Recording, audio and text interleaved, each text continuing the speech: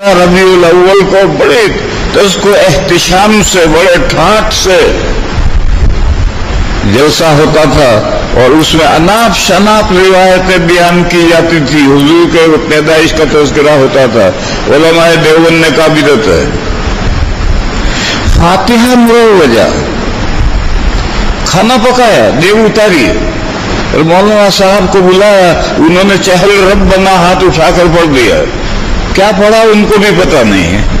जितने रब्बना याद थे सब पढ़ डाले और फिर सारे ही मिलकर खा गए, गरीबों को नहीं दिया, सारे मिलकर खा गए। ये फातिहा मुरव्वजा है और ईसा अलैहिस्सलाम के लिए इसे बड़ा जरूरी समझा जाता था। उलमाए देवबंद ने कहा यह फातिहा मुरव्वजा एक है, आप खाना पकाएं और खाना पका करके गरीबों को खिलाएं, किसी मरहूम को ईसा अलैहिस्सलाम के लिए। इसको कोई नहीं मना करता। आप खाना पकाएं या न पकाएं, बगैर कच्चा खाना गरीबों को दें, मालदारों को नहीं। लेकिन फातिहा मुरव्वजा में तो खाना पका कर खुद ही घर वाले सब खा लेते, दोस्त अहबाब मिलकर खा लेते हैं। तो उलमाए देवबंद ने कहा कि फातिहा मुरव्वजा बिदअत है, ये मिलाद मुरव्वजा बिदअत है।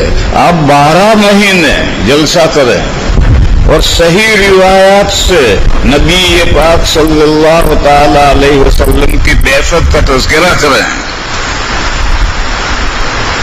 कुरान करीम में है लक़द मन्नल्लाहु अलल मुअमिनीना इज़ बअसा फ़ीहिम रसूलन मिन अनफुसिहिम।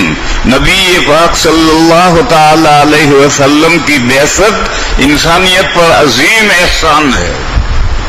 लिहाजा 12 महीने किसी भी दिन जलसा करो और सही रिवायात से नबी पाक सल्लल्लाहु ताला अलैहि वसल्लम की बेअसत का तज़किरा करो। ये बहुत बड़ी इबादत है। लेकिन मिलाद मुरव्वजा रबीउल अव्वल आया और 12 तारीख आई।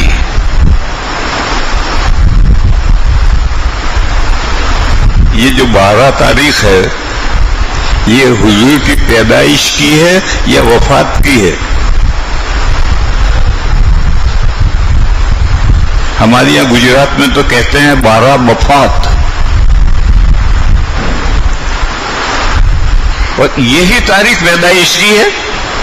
तो अब जिस तारीख में पैदा हुए हैं खुशी का दिन, उसी तारीख में वफात हुई है गम का दिन। तो क्या करोगे, खुशी मनाओगे या गम मनाओगे?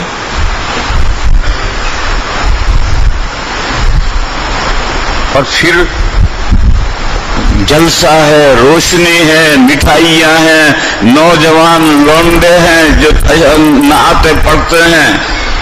उलमाए देवबंद ने कहा कि मिलाद मुरव्वजा बिदअत है। साल भर करो मिलाद, साल भर जलसा करो और हुजूर का अहवाल बयान करो, कोई मना नहीं करता। लेकिन रबीउल अव्वल की 12 आई, 12 तारीख तो जहां खुशी की तारीख है वही तारीख गम की भी तारीख है। उस तारीख में अगर हुजूर पैदा हुए हैं तो उसी तारीख में हुजूर की वफात भी हुई है। तब तुम क्या करोगे? खैर मैं ये कह रहा था कि अगर कोई काम आप इबादत समझकर करते हैं तो बिदअत। हदीस शरीफ में है मन अहदस फी अमरिना हाज़ा मा लैसा मिन्हु फहुव रद्दुन।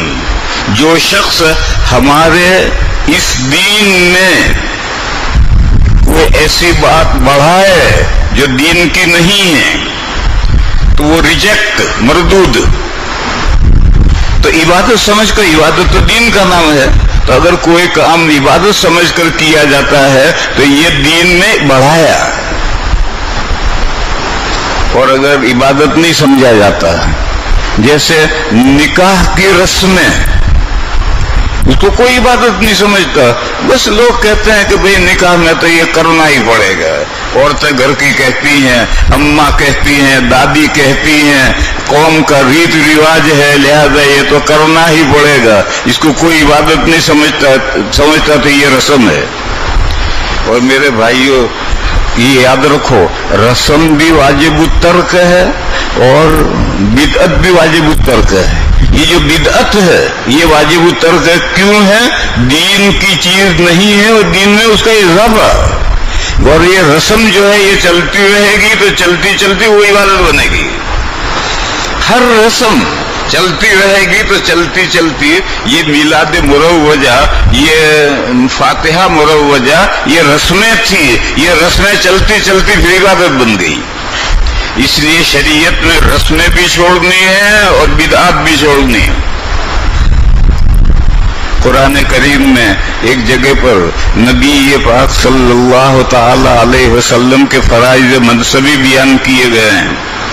ان میں ہے وَيَضَعُ عَنْهُمْ إِصْرَهُمْ وَالْأَغْلَالَ الَّتِي كَانَتْ عَلَيْهِمْ۔